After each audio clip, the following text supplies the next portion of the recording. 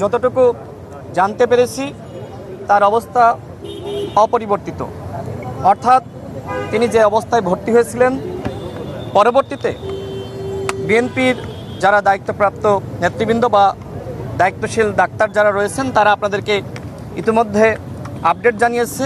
আমি যেহেতু বিশেষজ্ঞ না, সুতরাং সেই বিষয়ে আমি মন্তব্য করতে চাই না। আমি এতটুকুই জানতে পেরেছি যে তার অবস্থা অপরিবর্তিত।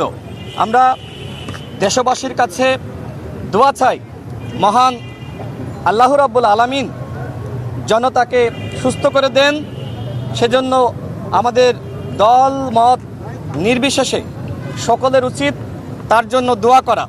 দেখেন, বেগম খালেদা জিয়া তিনি একজন আপসহীন নেত্রী। এদেশের গণতন্ত্রের জন্য তিনি সংগ্রাম করেছেন। তিনি স্বাধীনতা সার্বভৌমত্বের প্রতীক। বিশেষ করে বাংলাদেশে ভারতীয় আধিপত্যবাদের বিরুদ্ধে তিনি আপসহীনভাবে লড়াই করেছেন, যে কারণে কিন্তু তাকে ফ্যাসিস্ট সরকার দীর্ঘ সময় কারারুদ্ধ করে রেখেছিল। দেখেন, শেখ হাসিনা পালিয়ে গেছে, কিন্তু আজকে বেগম খালেদা জিয়া অসুস্থ হতে পারেন, কিন্তু সারা বাংলাদেশের মানুষের দোয়া কিন্তু তার সাথে রয়েছে। শেখ হাসিনার জন্য দোয়া করা বা কথা বলার লোক কিন্তু বাংলাদেশে নাই।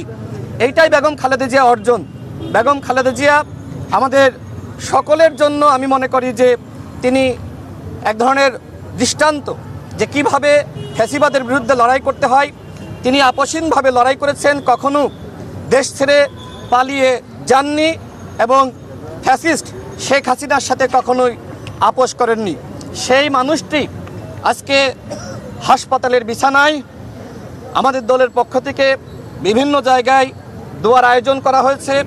আজকেও যাত্রাবাড়িতে আমাদের দলের পক্ষ থেকে দোয়ার আয়োজন করা হয়েছে। আসলে আমাদের দোয়া করা ছাড়া আর কিছুই করার নাই।